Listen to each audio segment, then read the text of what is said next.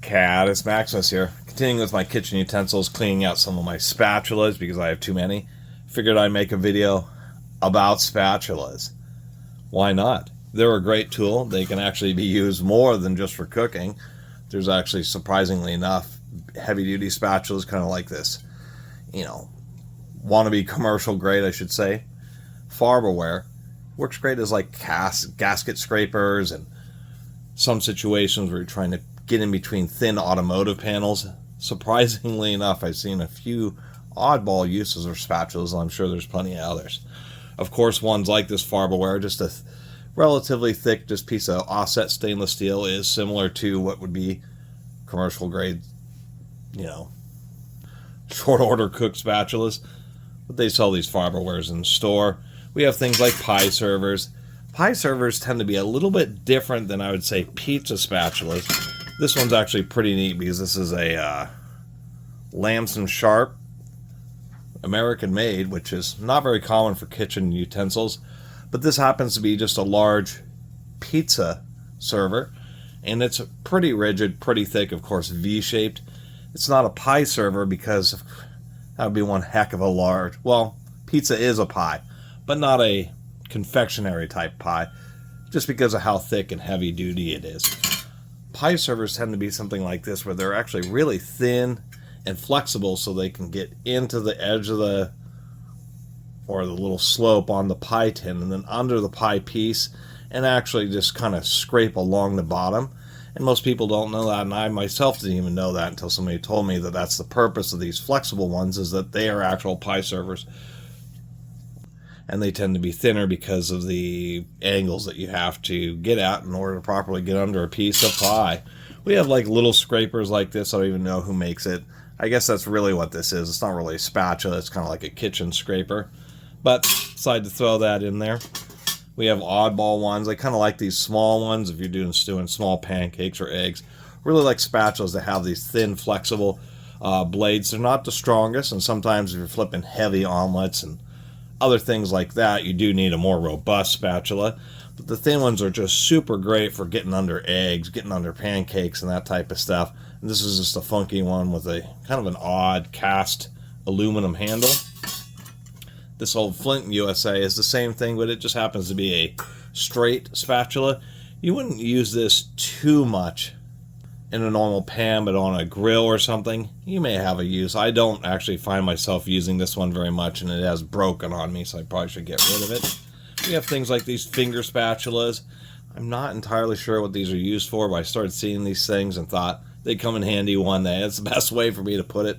Kind of a more ergonomic handle on that one. This one, I can't remember. This is a Pampered Chef. Just another thin finger spatula. Here's a longer version of a fingered spatula. Here's a kind of a straight. And this is an Echo, one of my favorite of the old school U.S. kitchen utensil manufacturers. I never really, once again, understood what the fingers, maybe these are good for going along and cutting out, maybe if you're making brownies or something like that, in order to separate the food from the edge of the pan, is really what I think they're for. We have oddball ones like this. I never really understood. This has also an interesting name, rubber handle.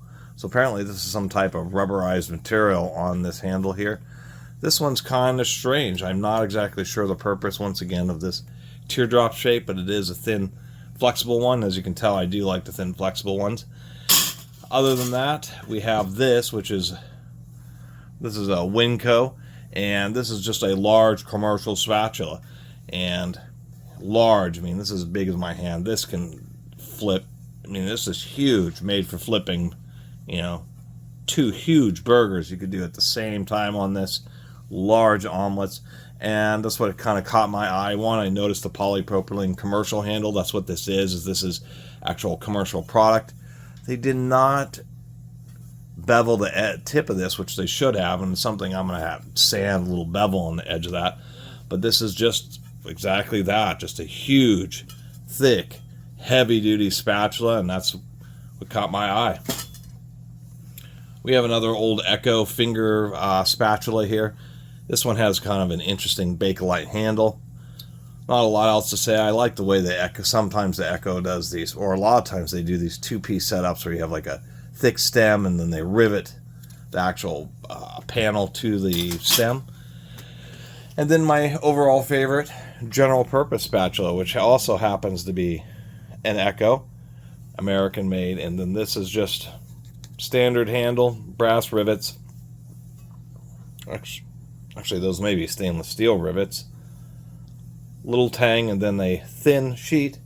And what I like about this type of thin sheet versus so many of these others like this is like on this kind of spatula with the thin sheet, it's just a thin tang and you have to be more careful. Something like this, you have a little bit more robust of a stem, and then once again a real flat and, or I should say compliant and thin spatula. So lifting, I guess, platen. I'm not sure what that panel would really be called, but I've always liked this Echo just because it's a normal spatula, and it's just because of its super thin profile and flexibility, just kind of like this, how this pie server works. This thing, when you get under pancakes or eggs, you put it against the pan, and that thin edge and the flexibility ensures that it stays flat and right against it. And man, you can just, no problems with sticking of, once again, eggs, pancakes, and burgers, that type of stuff. Really just my go-to spatula. I do have another one which I like. This is also kind of a thin panel, but just a little bit thicker. It's just a bit more rigid. It is welded to the stem here. And now so many spatulas, the reason this one caught my eye was mainly I like the thin profile. I kind of like the longer, steeper offset handle. You know, if you're working in certain situations where the pan is particularly hot, searing steaks or something like that, gets your hand a little further away. And what I was noticing is, even though, I mean, this Echo is great, I really like it a lot, this one just gives you just a bit more extension in the round handle. If you're flipping stuff like pancakes, you can just get under it and just do a little flip like this, and it's just right along the center axis, and it's just so easy to flip things like sandwiches and other stuff. If you ever had problems trying to flip a sandwich or a pancake and just had it flop all over the place, mainly it's because, you know, you're either going too slow or you're sweeping a big sweep so it has more opportunity. But when you can come right up under the food and just right along the axis and flip it over, it like works great.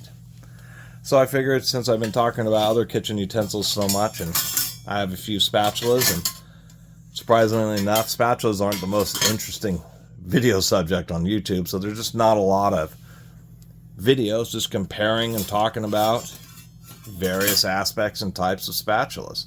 And there's a whole world of them. Weird Al Yankovic even opened a spatula store once, or maybe that was in a movie. Anyway, thanks for watching.